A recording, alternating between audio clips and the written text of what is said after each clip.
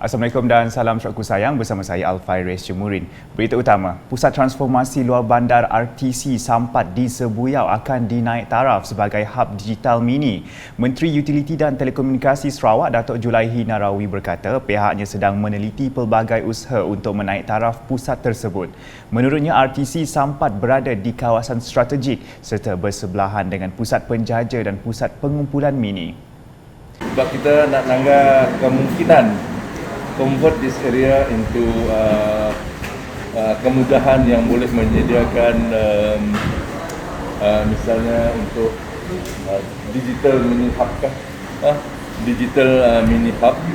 Jadi saya minta supaya SKMM, SMA dan SDEC work out macam mana nak provide service yang ada di sini. Beliau berkata demikian pada sidang media selepas membuat tinjauan liputan telekomunikasi bersama SDEC, SMA dan SKMM di RTC Sampat Sebuyau pada Sabtu. Ahli Dewan Undangan Negeri Adun Sebuyau itu menambah beliau juga meminta nasihat daripada semua agensi yang berkaitan kerana RTC berkenaan juga bakal menjadi kawasan rehat dan rawat R&R untuk masyarakat yang menggunakan jalan pesisir. Kiranya boleh digunakan oleh penduduk tempatan sama ada golongan belia ataupun yang ingin mengembangkan aktiviti industri kita sederhana ataupun mungkin perkhidmatan yang ada kaitan dengan post office lah. Jadi e-commerce dan sebagainya lah. Mengulas lanjut, Datuk Julaihi memaklumkan beliau juga meminta SDEC, SMA dan SKMM untuk membuat kajian terperinci supaya perkara tersebut dapat dilaksanakan. Tambahnya setakat ini hanya RTC Sampat sahaja yang dikenal pasti untuk pembinaan R&R kerana ia merangkumi pusat penjaja dan pusat pengumpulan mini. Laporan seterusnya, Pertubuhan Kebajikan Islam Malaysia Perkim Cawangan Dalat Oya digesa bekerjasama dengan persatuan-persatuan yang lain dan agensi kerajaan dalam melaksanakan aktiviti keagamaan. Menteri Pembangunan Wanita, Kanak-kanak dan Kesejahteraan Komuniti merangkap Ahli Dewan Undangan Negeri Adun Dalat Datuk Seri Fatimah Abdullah turut menggesa badan berkenaan mengadakan kelas mengajar Al-Quran di kalangan saudara baharu.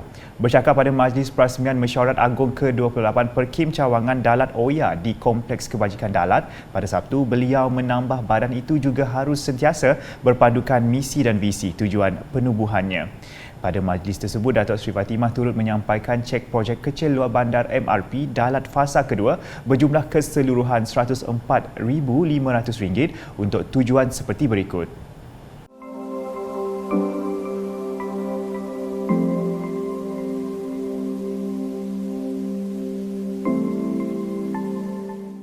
Selanjutnya di Miri, Ahli Dewan Undangan Negeri Adun Senadin Datuk Lee Kim Shin meminta pemaju perumahan menyediakan kemudahan asas dan awam di kawasan Desa Senadin. Menurutnya, kemudahan seperti tandas, bekalan air, elektrik serta lampu malam akan memberi keselesaan kepada orang ramai yang berkunjung di Pasar Malam Desa Senadin. Beliau berkata demikian ketika ditemui semasa meninjau Pasar Malam Desa Senadin pada Jumaat. Pasar Malam Desa Senadin yang menjual pelbagai makanan, minuman termasuk pakaian dan pelbagai barangan lain mendapat sambutan menggalakkan dari masyarakat setempat. Ia terbuka kepada orang ramai dan merupakan hasil usaha sekumpulan usahawan tempatan yang menjadikan lokasi Desa Senadin sebagai Uptown Miri. Sementara itu, Jawatankuasa Adat Kahwin Melanau Miri di bawah naungan Persatuan Melanau Miri bercadang merangka pelan tindakan untuk melaksanakan Galeri Adat Kahwin Melanau. Menurut Ahli Parlimen Sibuti Lukan Isman Awang Sauni, ia bertujuan memberi kesedaran kepada masyarakat umum dan masyarakat Melanau di Miri dan sekitarnya bahawa telah wujud budaya kaum Melanau tersendiri, contohnya adat perkahwinan Melanau bangsa 9, pikul adat perkahwinan 7 pikul dan 5 pikul 7 petiris. Ujarnya semua ini akan dipamerkan di dalam galeri tersebut mengikut susunan adat mengikut zon. Manakala satu sudut khas telah disediakan di dalam bangunan Persatuan Melanau Miri bagi tujuan tersebut. Beliau berucap demikian dalam Majlis Perasmian Bengkel Adat Melanau, anjuran Majlis Adat Istiadat Sarawak dengan kerjasama Jawatankuasa Adat Melanau kawasan Miri di Wisma Melanau Miri pada Jumaat. Ini merupakan kali ketiga bengkel seumpamanya diadakan, dengan kali pertama pada tahun 2017 dan kedua pada tahun 2019. Mengulas mengenai bengkel tersebut, Lukan Isman berkata objektifnya bertujuan bertujuan mendapat maklum balas perihal adat Melanau yang akan dikumpul oleh Majlis Adat Istiadat Sarawak dengan masyarakat Melanau di Miri. Ini termasuk berkongsi maklumat mengenai Native Marriage Electronic System, menyebar luas, mendedahkan dan mempraktikkan amalan pertunangan dan perkahwinan adat Melanau, menarik minat golongan belia mendalami adat Melanau serta diwarisi secara turun-temurun. Masih dengan perkembangan di Miri, Ahli Parlimen Baram Ani Ngau dan Ahli Dewan Undangan Negeri Adun Telang Usat Dennis Ngau telah merasmikan sistem tagang dan jalan kampung di Long Leng pada Jumaat.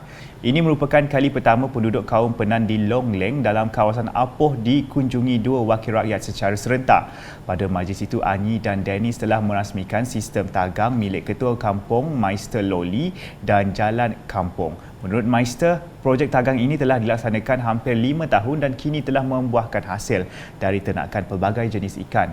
Dalam pada itu, Ahli Dewan Undangan Negeri Adun Lambir Dr. Ripin Lamat berharap kehidupan masyarakat akan menjadi lebih baik selepas 2 tahun tidak menentu akibat pandemik COVID-19. Katanya dengan Sarawak kini berada dalam pelan pemulihan negara PPN Fasa 4, kehidupan akan kembali seperti biasa.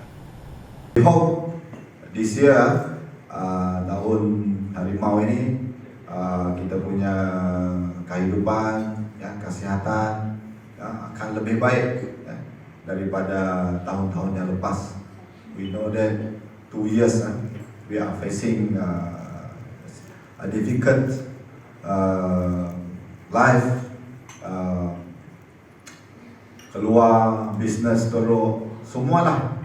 So we are now towards the hopefully the endemic. Now we are endemic. So Fasa 4. So everything goes back to normal.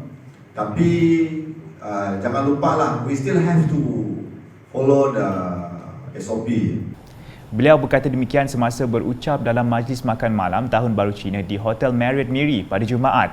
Majlis Makan Malam itu diadakan sebagai menghargai jasa dan sokongan rakan-rakan Parti Rakyat Bersatu Sarawak SUPP Lambir kepada Adun Lambir dalam pilihan raya negeri Sarawak ke-12 baru-baru ini. Lepas itu, Dr. Ripin yang juga Menteri Muda Belia Sukan dan Pembangunan Usahawan turut memaklumkan akan menubuhkan sebuah pasukan untuk membincangkan perancangan pembangunan Dun Lambir untuk tempoh 5 tahun akan datang. Ke perkembangan berikutnya, pihak berwajib diminta bekerjasama untuk membincangkan langkah terbaik bagi mengatasi kesesakan di sepanjang Jalan Kuching Samarahan Expressway. Ahli Dewan Undangan Negeri Adun Muara Tuang Dato' Idris Buang berkata, pihak berwajib diminta menempatkan anggota trafik bagi membantu mengawal aliran trafik khususnya di laluan bulatan di kawasan berkenaan. Beliau berkata demikian semasa majlis kesyukuran bersama pemimpin anjuran Kelab Ketua Masyarakat dan Ketua Kaum KMKK Daerah Samarahan bagi meraihkan kemenangan Gabungan Parti Sarawak GPS di kerusi Dewan Undangan Negeri Dun Muara Tuang di Dewan Suara Samarahan pada Jumaat. Dato' Idris turut mengumumkan mengenai peruntukan dana projek kecil luar bandar MRP berjumlah RM50,000 yang akan diagihkan kepada KMKK Daerah Samarahan untuk kegunaan aktiviti tahunan. Memberi respons mengenai pertimbangan pemberian bonus dan kenaikan gaji seperti yang diutarakan dalam ucapan Wakil KMKK terdahulu pada majlis itu, jelas Dato' Idris beliau akan membawa perkara tersebut ke peringkat atasan.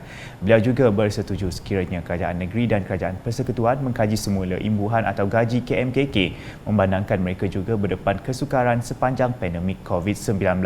Sementara itu, Ahli Parlimen Kota Samarahan Rubiah Wang dalam ucapannya menyeru KMKK untuk membantu pihak kerajaan dalam menangani isu-isu yang dihadapi oleh masyarakat setempat dengan menjadi pemudah cara urusan.